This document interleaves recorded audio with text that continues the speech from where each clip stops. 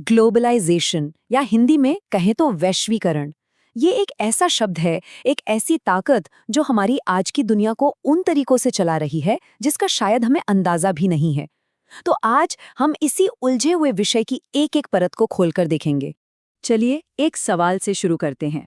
जरा सोचिए, हमारे हाथ में जो फोन है और सुबह सुबह जो हम कॉफी पीते हैं, इन दोनों में क्या कोई कॉमन बात हो सकती है?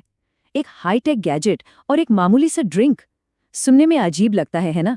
पर इसका जवाब शायद आपको चौंका दे। हाँ, बिल्कुल। ये दोनों ही एक ही प्रक्रिया का नतीजा है, जिसे हम कहते हैं वैश्वीकरण।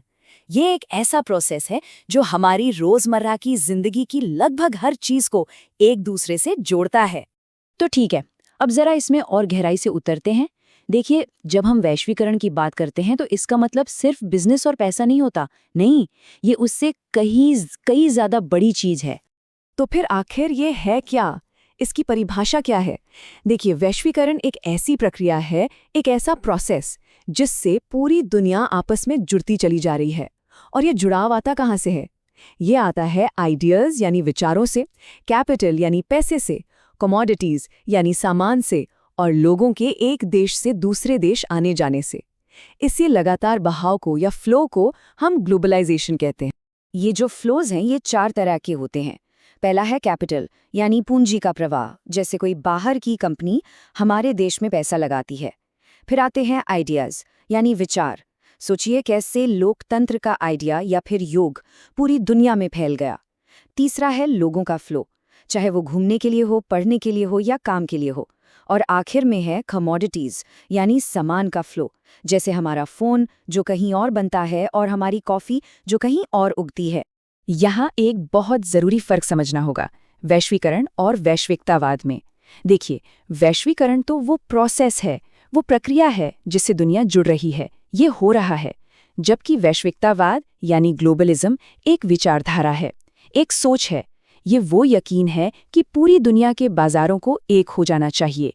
तो एक है प्रक्रिया और दूसरी है उस प्रक्रिया के पीछे की सोच। तो चलिए अब आगे बढ़ते हैं और देखते हैं कि ये प्रक्रिया असल में काम कैसे करती है, किन किन तरीकों से।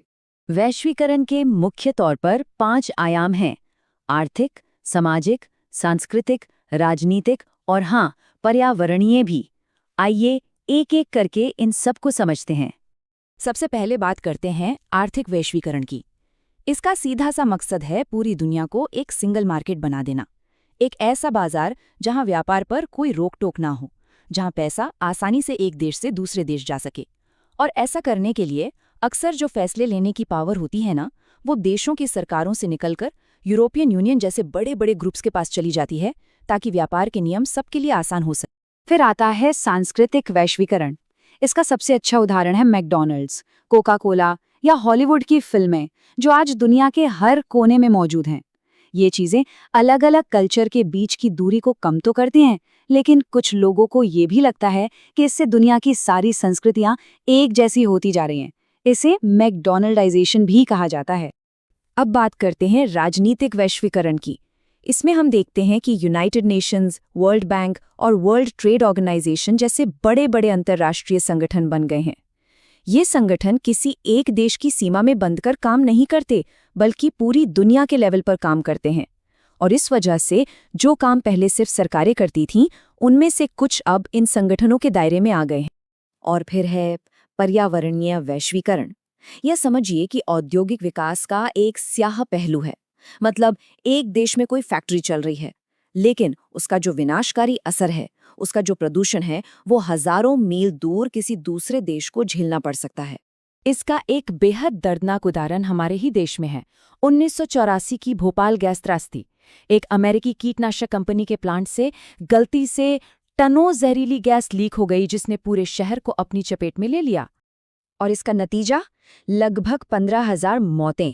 ये सिर्फ एक नंबर नहीं है, ये हमें याद दिलाता है कि ग्लोबल इंडस्ट्री की एक छोटी सी गलती की कितनी भारी कीमत चुकानी पड़ सकती है। तो ये बिल्कुल साफ है कि वैश्वीकरण के असर बहुत उलझे हुए हैं। ये एक सिक्के की तरह है, जिसके हमेशा 2 पहलू होते हैं, और इसका असर सब पर एक जैसा नहीं होता। सबसे जरूरी बात यह है कि इसका प्रभाव बहुत असमान है। कुछ देशों को और देशों के अंदर भी कुछ लोगों को इसका ज्यादा फायदा होता है तो कुछ को ज्यादा नुकसान उठाना पड़ता है। अगर हम इसके दोनों पहलुओं को देखें तो एक तरफ इसके फायदे भी हैं। विकासशील देशों में नई नई नौकरियां आती हैं, लोगों का रहन सहन बेहतर होता है, नई टेक्नोलॉजी और रिसोर्सेज तक पहुंचना आसान हो जाता है। लेकिन इसका दूसरा पहलू भी है। बाजार में बहुत ज्यादा उतार चढ़ाव आ सकता है, जैसा कि हमने ग्लोबल मंदी के वक्त देखा था। बाहर की कंपनियों से कंपटीशन इतना बढ़ जाता है कि देश के छोटे मोटे उद्योग धंधे ठप पड़ सकते हैं। और हाँ, दुनिया भर में सामान लाने ले जाने से पर्यावरण पर भी इसका बहुत बुरा असर पड़ता है। और ये जो असमानता है ना, ये विकसित और विकासशील दोनों तरह के देशों के लिए अलग अलग परेशानियां लेकर आती है। विकासशील देशों को अक्सर बेरोजगारी और कुपोषण जैसी समस्याओं से जूझना पड़ता है। वहीं दूसरी तरफ जो अमीर और विकसित देश है, वहाँ कम पढ़े लिखे या कम कुशल कारीगरों की नौकरियां जाने का खतरा बढ़ जाता है। अब इन सब चुनौतियों को देखते हुए वैश्वीकरण सरकारों के काम करने का तरीका भी बदल रहा है। पहले की तरह वो सख्त राज्य नियंत्रित मॉडल अब काम नहीं कर रहे। उनकी जगह अब ज्यादा लचीले, ज्यादा मार्केट पर आधारित तरीके अपनाए जा रहे हैं। इसे पोस्ट ब्यूरोक्रेटिक दौर भी कहते हैं। ये बदलाव मोटे तौर पर 3 तरीकों से हो रहा है। पहला, डिसेंट्रलाइजेशन, यानी पावर को ऊपर से नीचे की तरफ बांटा जा रहा है ताकि फैसले जल्दी हों। दूसरा है आउटसोर्सिंग, मतलब सरकार अपने कुछ काम प्राइवेट कंपनियों को दे देती है ताकि काम ज्यादा कुशलता से और कम लागत में हो सके। और तीसरा है सर्विस क्वालिटी इनिशिएटिव्स, यानी सेवाओं की गुणवत्ता के लिए नए मानक बनाना ताकि सरकार की जवाबदेही तय हो। इसका एक बहुत अच्छा उदाहरण है सिटीजन्स चार्टर। ये सरकार की तरफ से एक तरह का पब्लिक कमिटमेंट है, एक वादा कि जो सर्विस मिलेगी उसके स्टैंडर्ड्स क्या होंगे, पूरी जानकारी दी जाएगी और अगर कुछ गड़बड़ होती है तो उसे ठीक करने का एक साफ तरीका होगा। लेकिन हर कोई इस बदलाव से खुश नहीं है। आलोचकों का एक मजबूत तर्क है। वो कहते हैं कि आज का जो वैश्वीकरण है वो असल में ग्लोबल कैपिटलिज्म का एक ऐसा रूप है जो अमीर को और अमीर बना रहा है, जबकि गरीब को और गरीब। तो आखिर में बात यह है कि वैश्वीकरण, ग्लोबलाइजेशन आज की एक सच्चाई है, हम इसे नकार नहीं सकते। तो असली सवाल ये नहीं है कि ये अच्छा है या बुरा, असली सवाल ये है कि हम इसे सबके लिए ज्यादा न्यायसंगत, ज्यादा निष्पक्ष कैसे बना सकते हैं। ये एक ऐसा सवाल है जिस पर हम सबको सोचने की जरूरत है।